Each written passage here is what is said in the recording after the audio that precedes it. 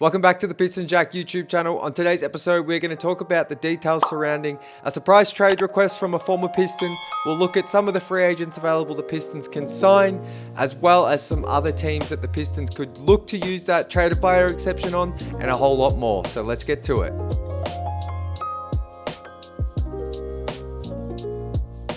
Alright, so off the top here, I know I said today's episode was going to be about a Summer League preview. I'll save that for tomorrow, the day before the Pistons' first game, because we've got some interesting news today, some topics I think that are worth covering, especially while the Pistons still need to fill out this roster. So first things first though, an interesting story came out from Sky Sports, I think their European outlet. Simone Fontecchio did a sit-down interview, I believe, and there's some interesting details here that I thought, I know I found very interesting. Not so much surprised, but there's some stuff in here that was interesting. As you can see on the right here, shout out to Mohammed, who kind of paraphrased some of the key points here. But essentially, Fontecchio told Italian press that he requested the Pistons to trade him. He mentioned that not playing in the playoffs was a very tough pill for him to swallow. And he also added, this was a very interesting part for me, that Kevin Durant approached him early in the season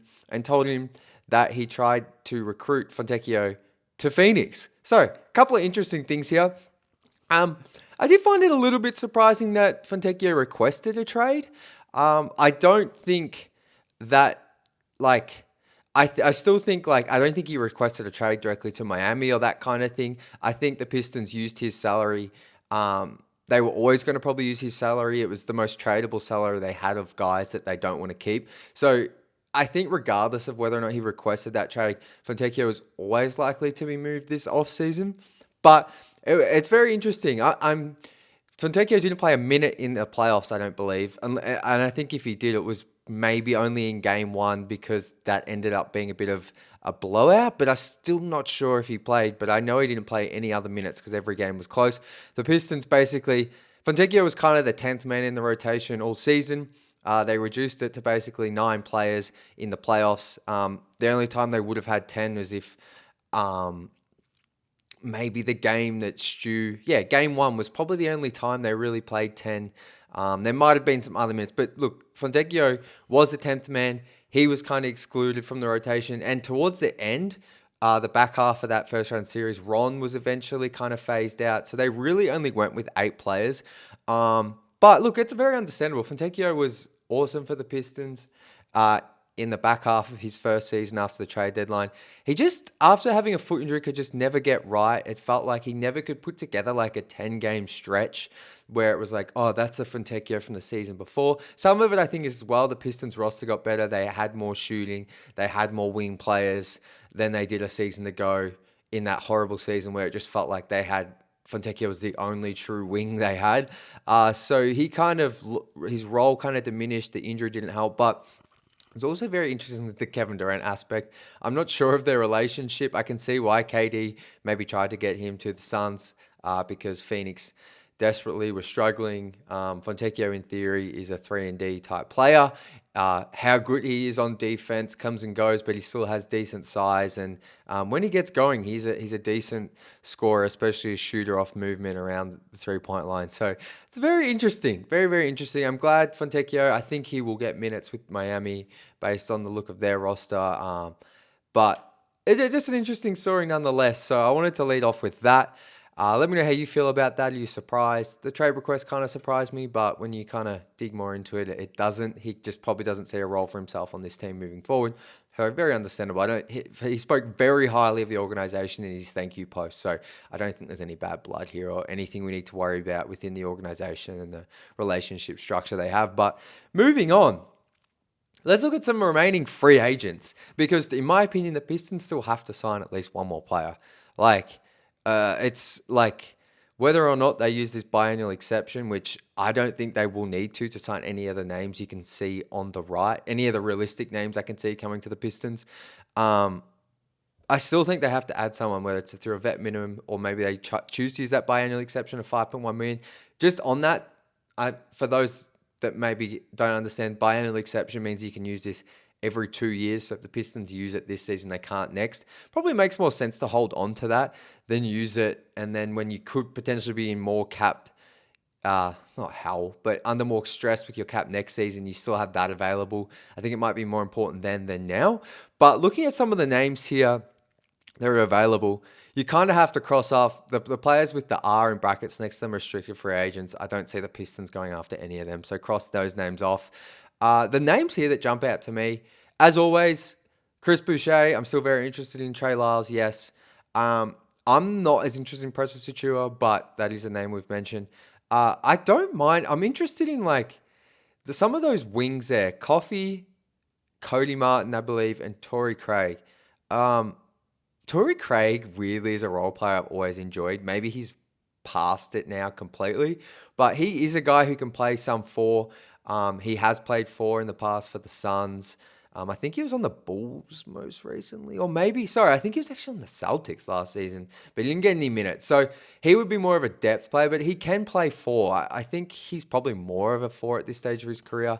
At his peak was a pretty good 3-and-D player, especially for the Nuggets. So he might be past even being able to play regular rotation minutes, but I wouldn't mind it for some depth.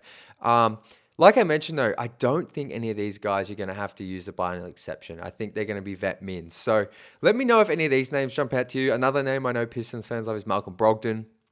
I think he's coming off a season where he just earned $22 million, so I don't think he's going to be too keen to jump onto the train of a vet minimum. So he could be someone you have to use a biennial exception on to get, because like I've mentioned in the past, there is a stigma in the NBA that once you're on a vet minimum, it's quite hard to get off of that. Even Malik Beasley last season wasn't on a vet minimum. He was on $6 million and he exceeds expectations. Obviously, we know what's happening there and it didn't pan out, but it wasn't because of his on-court play.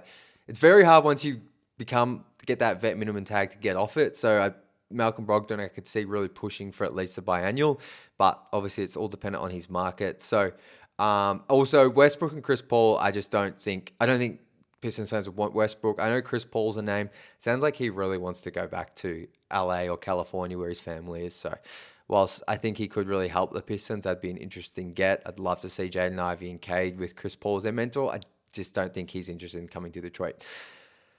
Let me know if any of those other names though interest you. Another thing I want to get to. Now, I know I said yesterday I wouldn't talk about this trade exception, but Keith Smith, shout out Keith Smith. If you aren't following on Twitter, please do. Cap guru for all of the NBA teams. We're lucky to have Kyle, but Keith Smith's the go-to guy on social media for all salary cap stuff over at SpotTrack. I brought this up because we spoke about this yesterday and how the Pistons can use this trade exception and it can come in really handy in the trade deadline for teams looking to get under certain tax thresholds once they're 30 games into the season and realize, we're not as good as we think we are. We need to share money. The reason I have Sam Hauser pictured here, and here's a name I haven't actually mentioned. I know Pistons people have spoken about him online. But the reason I've got Hauser pictured here is because if you look to the right, Sam Hauser recently signed a 4-year, $45 million deal. The first year of that was last year. He's now in the second year of that deal, I believe. Or maybe he's going into the first year this season. I should have actually checked that. But essentially, Hauser, he's making around $11.2 million annually. As you can see here on the right, Boston, they're over the first apron by $12.2 million. So I don't think they're going to shed his salary right now, because to get under the second apron, they only need to shed $300K, which I'm sure they can make happen in another way. But the reason Hauser's interesting is because, say, the Celtics, I think they still have playoff aspirations next season. I really do. I think they have enough talent in the East to push for the playoffs.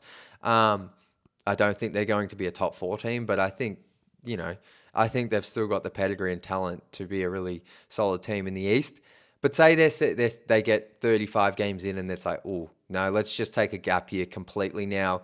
Let's try really, I think they might have their pick. I'm not 100% sure, but they go, let's try just, getting to the lottery, see if we can do what the Mavs did last year and luck out. Hauser's $11 million, he would pretty much get them under the first apron if they were able to move him. Perfect. If it's into trade exception, they don't need to take a player back from the Pistons. They shed that salary. The Pistons take him on. Pistons probably have to send some sort of second to make it a trade. But I'm not 100% sure on that. But just a name to watch. To be honest, Because Hauser still has at least 3 years, maybe 4, remaining on his deal, I could see Trajan being a little scared by that and not wanting that long-term commitment. But Hauser, last season, 8.5 points, 3 rebounds, 42% from 3 on nearly 6 attempts per game. Could be a really nice piece to add. Really, really nice piece. Championship pedigree, plenty of playoff experience. So whilst his contract will kind of go against the way Trajan seems to be trying to build out this team with optionality, it could be a player you sneakily get, and maybe he's your long-term marksman sniper that when Duncan Robinson's gone, Hauser's your guy. He's your pure three-point shooter that comes in and just can light up teams with 5 threes in a game. So interesting there, but keep an eye especially on those teams over the first and second apron. They're the ones that if their season goes south, I believe will be looking to pivot, move players, shed salary. So that's where that trade exception can really come in. If there's a player there you see on one of those teams, please comment it below. I'd love to hear from you. Final thing, NBA Cup groups were revealed today. The NBA Cup seems to get this big push in June, July around Summer League. So the Pistons group, they have Philly, the Nets, Celtics, and Magic. So, I mean, honestly, I think the Pistons should definitely be better than Brooklyn next season. Definitely better than Philly. Although I could see Philly having some sort of resurgence, but I think the Pistons should be better than them. And then the Celtics, I think the Pistons should be better than. So whilst I think the Celtics and Philly could be a tough out, I think the Magic and Pistons in this group are the 2 leading teams, and there's going to be some fun group play in there. So let me know your thoughts on that. To be honest, I don't have much more on that right now. Probably something we'll cover more during the actual season, but interesting nonetheless. But that's going to do it for today's show, guys. Like I said, tomorrow, Summer League preview. I'll get you all prepared, up to date on everything you need to know for the Summer League. And then we're going to have plenty of coverage of each game. Stay tuned on the channel with what's coming. But I'm really excited to have some Pistons basketball back and plenty more coverage going. But thank you for all the love, all the support, all the new subscribers. Appreciate all of you. We'll be back tomorrow. But as always, go Pistons.